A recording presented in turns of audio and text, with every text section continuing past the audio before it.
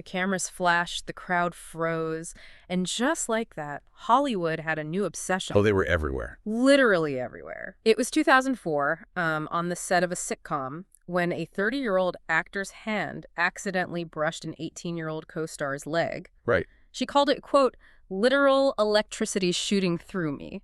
But 16 years, 3 kids, and, multiple breakups later, that electricity basically burned the house down. It completely leveled it. Yeah. Welcome to Starscope Report. Join Jordan and Jamie as we uncover Hollywood drama, music industry shakeups, and viral influencer scandals. Some fun stuff. Exactly. From red carpet surprises to social media controversies, we dive deep into the stories behind the fame.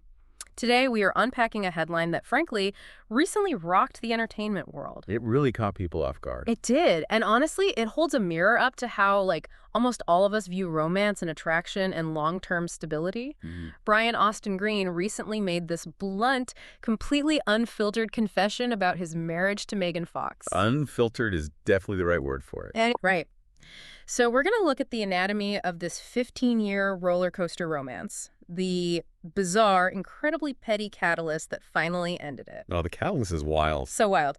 And we'll get into the fascinating psychology behind how both stars completely reinvented their lives once the dust finally settled. I mean, the revelation here is just much deeper than standard celebrity gossip.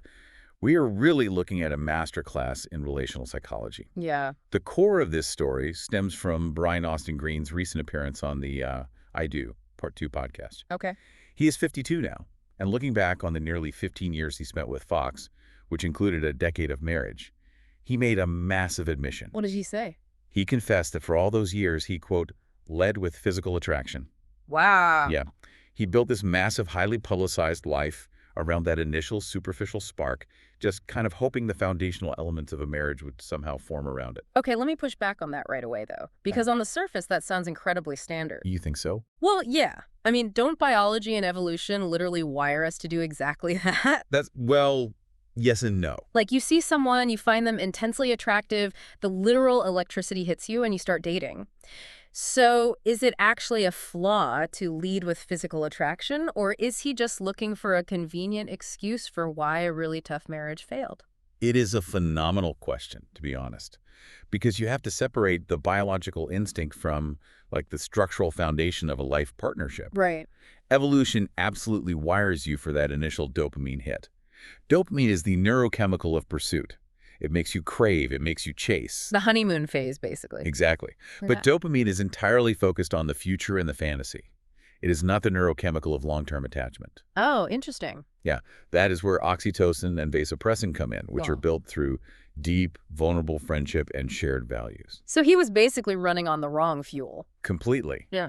What Green is admitting to here is falling victim to what psychologists call the halo effect. The halo effect. Yeah. Okay, what's that? So it's this cognitive bias where our brain assumes that because a person is highly physically attractive, they must also possess all these other compatible traits. Oh, like they're hot, so they must be smart and funny and emotionally stable. Precisely. You project emotional intelligence, shared values, or resilience onto them just because they're beautiful. He felt that dopamine spark and mistakenly assumed the oxytocin foundation was already poured. Wow. So he essentially looked at the literal electricity and assumed it was a power grid rather than just a random lightning strike. That is a perfect way to put it. And if we look at the timeline of their relationship, that lightning was striking all over the place, just causing absolute chaos. Total chaos. Let's go back to the beginning. Yeah, so they met in 2004 on the set of the show Hope and Faith. Now, Megan Fox was 18, Brian Austin Green was 30. Which is a huge gap at that stage of life. Huge. And according to the Lauren Green's own podcast interviews, Fox pursued him relentlessly. He claimed he kept, pushing her away because of her age. But she was so persistent, he eventually gave in when she threatened to start dating other people. Which, psychologically speaking, is a classic example of loss aversion triggering action rather than genuine sober compatibility. Loss aversion. Yeah. When she threatened to date other people, his brain registered a threat to his ego and his dopamine supply, so he just locked it down. But, we really have to look at the developmental psychology of that specific age gap. Oh, the public certainly looked at it. I mean, when this recent podcast interview hit the internet, The reaction on platforms like Reddit was explosive. I saw some of those threads. Right. There was this Today I Learned thread that mapped out their timeline, and people were slamming that original 12-year age gap. Understandably so. Yeah, you have an 18-year-old who is barely out of high school and a 30-year-old established Hollywood actor. The neurodevelopmental reality is that 18, your prefrontal cortex, which is the part of the brain responsible for long-term planning, impulse control, assessing complex risks, is still years away from being fully formed. So she was biologically still figuring herself out? Exactly. When an 18-year-old enters a high-stakes, highly scrutinized relationship with a 30-year-old, Yeah. their fundamental identity formation becomes completely enmeshed with the older partner's life stage. Wow.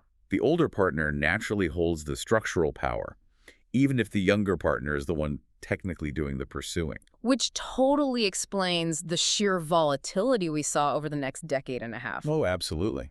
Just to run through it, they get engaged in 2006. In 2009, Fox calls it off, saying 23 is just too young for marriage. Which makes total sense given what we just said about identity formation. Right. But then, fast forward to June 2010, the engagement is miraculously back on. And literally days later, they secretly wed in Hawaii. With Green's son Cassius giving him away, if I remember correctly. Yes, exactly. Then they have a baby in 2012, another in 2014. By August 2015, they file for divorce. It's exhausting just listening to it. But wait, it doesn't stop. April 2016, they reconcile because she is pregnant with their third child, Journey. They officially dismissed the divorce in 2019, only to finally officially split for good in 2020. It's a textbook roller coaster. I look at this timeline and it makes me think about construction. It's like building a multi-million-dollar, gorgeously designed mansion, but you only use drywall. Oh, I love that analogy. Yeah, like there is no wooden framing. There are no load-bearing studs. It looks spectacular from the outside, but the second the wind blows, the entire structure just warps. The drywall metaphor is brilliant because it illustrates perfectly what happens when you rely entirely on the halo effect. Right. Drywall covers the surface, just like physical attraction covers over fundamental incompatibilities. But when the storms hit, when you have 3 kids, demanding careers, and just the exhaustion of daily life, drywall cannot bear the weight. It just crumbles. Exactly. And that structural failure usually doesn't manifest as a giant cinematic explosion. It manifests as a slow, agonizing collapse over like the most mundane things imaginable. Which brings us to the actual final straw that broke this 15-year romance. Because you won't believe how incredibly petty the catalyst was. It's almost comical. It really is. After all the breakups, the reconciliations, the red carpets, and the 3 children, the catalyst for the end of the marriage was the sound of chewing. Literally the sound of chewing. I am not kidding. On his former co-star Tori Spelling's podcast, Misspelling, Green revealed that Fox absolutely hated the way he chewed. Right. She would get intensely annoyed by the way he shuffled his feet when he walked, or, and this is my favorite part, the way he put toast into the toaster. The toast is the crucial detail here. I have to admit, on a purely human level, misophonia is a very real thing. Oh, for sure. Like, the neurological trigger of hearing someone crunch toast can send anyone into a momentary fight or flight response. I get it. But to end a marriage over it? Yeah, marriage with 3 children. Exactly. Is this just the ultimate scapegoat, or is there a legitimate psychological mechanism where toast becomes a weapon of mass relationship destruction? The toast is just the exhaust fume, really. It is not the engine failure. What Green was describing on that podcast is a very specific, highly researched psychological state that Dr. John Gottman, the famous relationship researcher, calls negative sentiment override. Okay, break that down for us. What is negative sentiment override? Well, when a relationship has a strong foundation of friendship and oxytocin, couples operate in positive sentiment override. Meaning they give each other grace. Exactly. That means if your partner is grumpy or they chew loudly, your brain gives them the benefit of the doubt. You think, oh, they've just had a long day, or that's just a quirky habit. Right. But when that foundation of emotional safety and friendship erodes, or in Green and Fox's case, if it was never really built in the first place because they relied on physical attraction, the brain flips into negative sentiment override. And everything they do is suddenly annoying. Everything. In this state, the brain literally rewires how it processes your partner's actions. Even neutral or positive actions are perceived as intentional slights. So the brain essentially strips away the halo effect and replaces it with a threat response. Precisely. It's the exact opposite of the halo effect. Psychologists sometimes call it the horn effect. The horn effect. That's fascinating. The physical attraction can no longer mask the lack of a deep, fundamental connection. Green actually noted this himself in his analysis. Oh, did he? Yeah. He said if a relationship is purely physical, you will inevitably reach a point where you look at the other person and think, I can't stand you, so you're not hot to me anymore. The neurology of annoyance literally overwrites the neurology of attraction. I want you to think about that. Have you ever been in a situation where the way someone breathes suddenly drives you absolutely crazy? We've all been there. That's the moment you realize the core connection is gone. The literal electricity has left the building, and all you're left with is the sound of someone shuffling their feet, and it feels like nails on a chalkboard. It's tough. But navigating the aftermath of that realization is where this story takes an incredibly heavy turn. It is a devastating transition. Green found himself as a single dad of 3 young boys with Fox, plus his older son Cassius from a previous relationship. Right. He confessed to hitting a massive psychological wall. He spoke about the profound grief of missing, quote, half the life of his kids due to shared custody. I want to pause on that because that is a very real, very raw admission. Very raw. You go from the daily chaos of a full house, putting the kids to bed, waking up with them, to suddenly having these gaping, quiet holes in your week where a whole other life is happening without you. Yeah. How does a parent psychologically survive that sudden vacuum without letting it turn into bitterness? It requires a monumental shift in cognitive framing, which Green achieved through intense therapy. Therapy is key here. Always. In psychological terms, he had to move from a loss-oriented coping mechanism to a restoration-oriented coping mechanism. Okay, what does that look like in practice? Initially, sitting in an empty house, he was hyper-focused on the deficit, what he was losing, the hours he was missing. That's loss-oriented. It makes sense. Therapy helped him rewrite that narrative. He learned to view that empty, quiet time not as a punishment, but as a mandatory battery charger. A battery charger. I like that. Yeah, he realized that the volatility of the marriage had drained him entirely. So he started using his days off to completely restore his own nervous system, ensuring that when his boys returned, they were getting a grounded, fully present father rather than an exhausted, grieving one. That is a phenomenal paradigm shift, taking that lonely space and turning it into an active tool for better parenting. It's powerful. If you're loving these deep dives into the real psychology behind Hollywood twists, make sure you're subscribed. We've got even crazier stories ahead. Because Brian learned his lesson and went to therapy. But what happened to Megan? That's where things take a really interesting turn. Right. Later in this deep dive, we'll talk about the shocking twist nobody saw coming with her new life, a new baby, and a totally redefined family.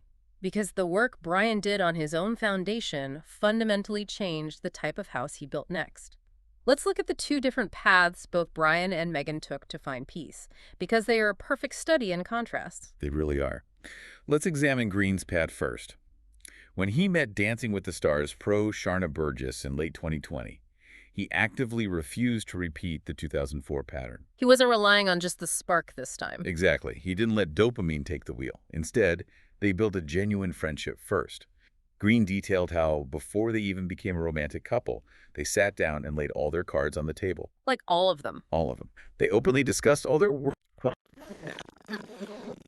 Let me challenge this a bit, though. We are talking about 2 people in the entertainment industry. The idea of sitting down and having a perfectly rational, transparent exchange of flaws before holding hands sounds great on paper, but is that actually realistic? You think it's just PR? I mean, or is that just the sanitized, PR-friendly narrative of doing the work that celebrities sell after a messy public divorce? It's natural to be skeptical of the Hollywood spin. I get it. But the psychological framework they used is incredibly sound and honestly necessary post-trauma. Really? Yeah. What they practice is called radical transparency, which is heavily rooted in vulnerability theory.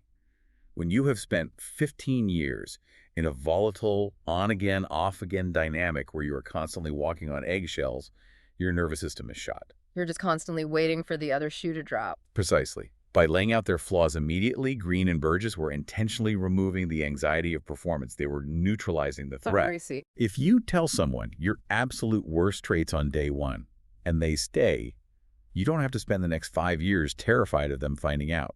You build the load-bearing wooden studs before you even think about putting up the drywall. Okay, I see that. It's the ultimate defense mechanism against another negative sentiment override. Exactly. Like, if you know about the toast chewing on day 1 and accept it, it can't destroy the marriage on year 10.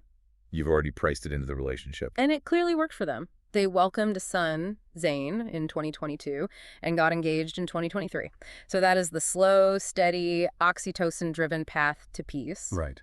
But Megan Fox took a very different route. She went straight from this 15-year saga with Brian into a highly public, pure dopamine romance with musician Machine Gun Kelly. That relationship was the absolute definition of leading with intense, raw electricity. To put it mildly, I mean, they were everywhere, drinking each other's blood, making these grand, chaotic public declarations. It was an absolute whirlwind of passion. It was. They got engaged, but then called it off in early 2024. And then the plot thickens. They welcomed a baby girl, Saga Blade, in March 2025. Yeah. Which brings us to the shocking twist regarding where Fox and MGK stand right now. After all that public intensity, industry insiders confirmed that their romantic relationship is completely 100% done. Wait, they just had a baby this year, and they are already completely finished romantically. That's what the sources are saying. Usually that is a recipe for an absolute tabloid disaster. It usually is. But the fascinating twist here is how beautifully they are compartmentalizing the end of the romance to protect the child. Oh, really? Yeah. Sources say they haven't been romantically involved for quite some time, but they have transitioned into a remarkably healthy co-parenting dynamic. That's unexpected. Very. Fox is reportedly entirely focused on her new chapter as a mother, stripping away a lot of that chaotic persona she had. And MGK, who already has a 16-year-old daughter, Casey, from a previous relationship, has stepped up in a major way. So they recognized the drywall was cracking, and instead of letting the house collapse on the baby, they just changed the blueprint. Exactly. They aren't romantic partners, but they are a functioning team. Right. The psychology of this is profound. They experience what therapists call ego death in parenting. Ego death. Yes. They recognized that their romantic volatility was a direct threat to their child's stability. Even though they maintain separate homes, they spend significant time together as a family. That's amazing. They have prioritized the child to such a degree that it has actually fostered a closer, more stable friendship than they ever had when they were chasing the romantic high. There is no drama, no jealousy over who the other is dating. She is simply grateful for his presence as a father. Exactly. It is incredibly ironic, isn't it? Both Brian and Megan had to burn through these deeply intense, physically driven, highly volatile relationships to realize that the secret to peace and what their children desperately needed was the boring, stable, load-bearing wood of friendship. Sometimes you have to learn the hard way. Which brings this entire narrative full circle to a recent viral YouTube moment that perfectly illustrates the end result of all this work. The visual proof of this psychological work was really moving to see play out in real time. It really was. It was on this pop culture channel showing a snapshot of Fox and Green's 3 sons, Noah, who is 13, Bodie, 12, and Journey, who is 9. Right. Now, these kids are usually kept very protected from the public eye, but they were seen all together cheering on their little half-brother, Brian and Sharna's son, Zane, for a major back-to-school milestone. The internet's reaction was immediate and overwhelmingly positive. People were so happy for them. They flooded the comments, not just shocked at how grown up the boys looked, but praising the undeniable relaxed closeness of this blended family. You really can't fake that. No, you cannot fake that kind of organic ease in children. It only exists if the adults behind the scenes have genuinely created a safe environment. It proves that despite the literal decades of drama, the tabloid rumors, the multiple breakups, and the deeply ingrained toast-related resentments, Megan and Brian managed to break their own toxic cycle. They did the work. They did. The kids are thriving. They are cheering on their half-siblings. And I want you, the listener, to really reflect on the sheer willpower that takes. It takes a lot. Whether you are an A-list celebrity dealing with paparazzi dissecting your every move, or just someone trying to navigate a tough, messy breakup in your own life, the ability to put your ego aside is paramount. So true. The strength it takes to sit in that empty house, reframe your grief into a battery charger, and consciously build a supportive co-parenting bond is just incredibly powerful. It requires a level of self-awareness that, honestly, many people never achieve. Yeah. Stay tuned and hit that subscribe button so you don't miss how we connect the dots on what's coming next in the culture. Because stories like this, they teach us so much. They really do. It requires accepting that the fireworks you chased in your 20s might not be the light you need to read by in your 40s. Wow. Which leaves us with a really lingering, provocative question to mull over as we wrap up this deep dive. Let's hear it. We've seen the neuroscience and the relational proof that building a relationship solely on physical attraction, on that pure dopamine chase, is essentially a ticking time bomb. The halo effect always fades. Always. And we've seen that building on the oxytocin of friendship creates lasting stability and peace. But here is the challenge. Is it possible to consciously manufacture that raw 2004 literal electricity alongside a deep, healthy, transparent friendship? Ooh, that's a tough one. Or is the tragic truth of human nature that the most intoxicating, blinding sparks are almost always the ones that eventually burn the house down? That is the ultimate tension between what our biology craves and what our psychology actually needs to survive. You've been listening to Starscope Report, where Jordan and Jamie uncover the stories shaping Hollywood, music, and pop culture. Thanks for tuning in, and don't forget to subscribe for more stories.